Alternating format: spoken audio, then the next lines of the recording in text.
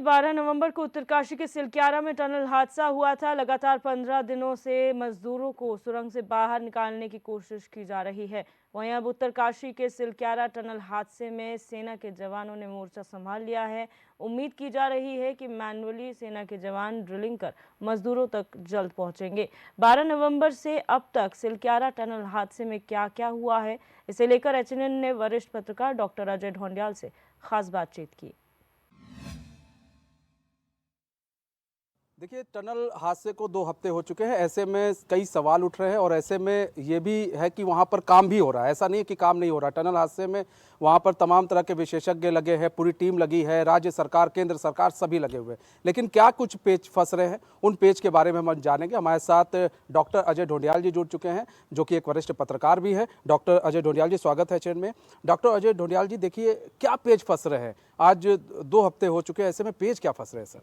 देखिए, मैं सिर्फ एक पत्रकार के तौर पर ही बात कर सकता हूँ। मैं विशेषज्ञ तो नहीं हूँ, इंजीनियर भी नहीं हूँ और उस रेस्क्यू ऑपरेशन में शामिल भी नहीं हूँ। मैं उस रेस्क्यू ऑपरेशन की हम लोग रिपोर्ट्स कर रहे हैं, उस रेस्क्यू ऑपरेशन को हम उसका विश्लेषण भी कर रहे हैं कि कहाँ पर क्या क्या दिक्कतें जो आ रही हैं और वो कब तक क्या हो सकती हैं।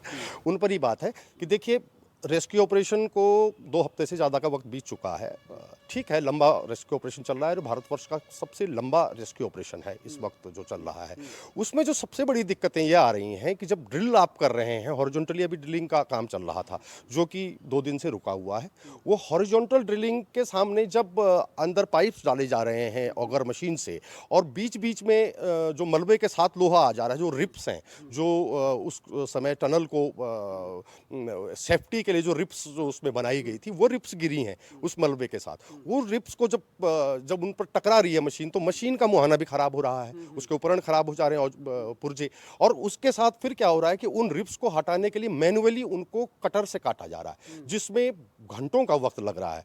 और अब तो मशीन ही फंस चुकी है, उसी रिप्स में फंसी हुई है। अब ये इंजीनियर से ही उस चीज़ को कर रहे हैं, अब उनको काटने में वक्त लगेगा। तो वक्त पेंच यही फंस रहे हैं, बाकी पेंच कोई नहीं है। सबसे पहले जो इंजीनियर्स को करना था या बचाव दल को करना था, विशेषज्ञों को करना था, वो करना था सबसे पहले उनको जीवन रक्षक उपाय करना उन मजदूरों के लिए जो अंदर फंसे हुए, वो किया गया पहले से। ये तो बहुत अच्छी बात है कि संजीवनी का काम उस पाइप ने किया जो पानी निकासी के लिए वहाँ पहले से डाला हुआ था। उससे तुरंत ऑक्सीजन डाल दी गई, तो ऑक्सीजन उनको मिलती रही।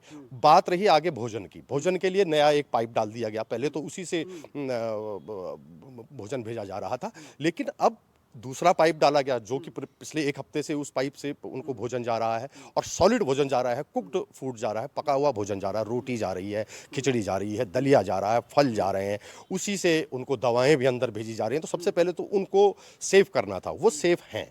अभी भी जो जानकारियां हैं, जैसा एक्सपर्ट्स बता रहे हैं, जैसे डॉक्टर्स वहाँ बता रहे हैं, जिनका उनसे सीधे संपर्क हो रहा है, कि वो एकदम स्वस्थ हैं, सुरक्षित हैं। बस अब ये है कि जो बाधाएं हैं, और जो बाधा कुल 8-9 मीटर की बाधा है, उसमें सबसे ज़्यादा पेच है जो फंसे हैं, वो यही लोहा फंस रहा है, बाकी और कुछ नहीं है। ये लोहा कब तक कटता है, कितना इसमें वक्त लगता है, बस यही देखने वाली बात है। और जहाँ तक तंत्र की बात हम करें, तो तंत्र का पूरा ध्यान इस समय रेस्क्यू ऑपरेशन पर है। उन 41 के 41 मजदूरों को बाहर लाने पर है, और उसके लिए अब तो सेना की भी मदद ली जा रही है। सर, ये इस बात को मुख्यमंत्री ने भी कहा है कि हमारा मेन मकसद है मजदूर बाहर आए।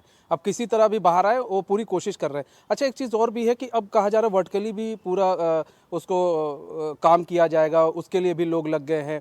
और जो छड़ आ रहे हैं, अभी तो ये है कि हॉरिजॉन्टल जो है उसको रोका गया, मैनुअली काम शुरू किया गया है, वर्टिकली भी काम अब किया जाएगा। तो आपको क्या लग रहा है सर कि ये अब कितनी जल्दी रेस्क्यू हो जाएगा? नहीं, जो हॉरिजॉन्टली काम है, जो मैनुअल काम है, वो भी हॉरिजॉन्टल चल रहा है, वो वर्टिकल नहीं चल रहा है, वो भी हॉरिजॉन्टल चल रहा है। उससे हाथ से खुदाई करके, मैनुअली खुदाई करके उनको बाहर निकालने का काम जो कोशिश है वो की जा रही है।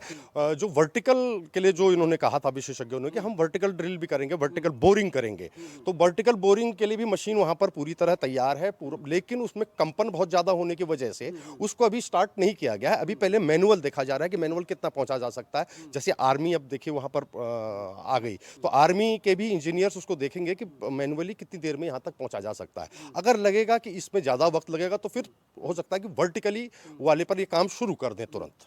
मतलब कि हॉरिजेंटली अभी जो है वो उसकी कोशिश की जा रही है, ये एक उनको सुविधा भी लगे, क्योंकि 9 मीटर बचा है तो उनको लग रहा कि इसको जितनी जल्दी खुदाई। हाँ एकदम एकदम, क्योंकि अंदर से भी जो मजदूर अंदर टनल में फंसे हुए हैं उन लोगों ने भी वहां से मलबा हटाना शुरू कर दिया है। वो कुछ मीटर तक का मलबा अगर हटा सकते हैं या हटा पाए, और ये भी फिर बहुत तेजी से काम इधर से भी हुआ, तो 2-3 दिन मुझे मैक्सिमम जो लगता है 2 से 3 दिन के वक्त में इनको निकल आना चाहिए, अगर अंदर कोई दूसरी अड़चन ना आए।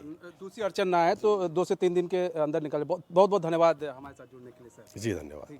तो वरिष्ठ पत्रकार थे हमारे साथ अजय ढोंडियाल जी। देखिए उन्होंने बताया, वो हर एक चीज़ के हर एक पहलू को उन्होंने बताया कि जो दिक्कत और जो परेशानी आ रही है, जो वहाँ पर 9 मीटर में आ रही है, और जो किसी तरह कभी रॉड आ जा रहा है, कोई धातु आ जा रही है, इसलिए जो है कुछ प्रॉब्लम आ रही है। फिलहाल हॉरिजॉन्टल मैनुअली काम जो है वो किया जा रहा है, और वर्टिकली पर भी ऐसा नहीं है कि उस पर विचार नहीं, उस पर विचार है, लेकिन अभी उसको रोका गया है कंपन की वजह से। लेकिन जो है अब सेना की भी मदद ली जा रही है, वहाँ पर सेना भी पहुँच चुकी है। तो अब देखने वाली बात ये होगी कि मजदूर जो है, जिसको लेकर सभी लोग दुआ कर रहे हैं, राज्य सरकार, केंद्र सरकार चाह रही है कि जल्द से जल्द वो बाहर आ जाए, पूरी कोशिश भी है, पूरी जद्दोजहद की जा रही है, वो कब तक बाहर आते हैं। कैमरामैन अर्जुन बिष्ट के साथ मैं मनीष कुमार वर्मा, देहरादून।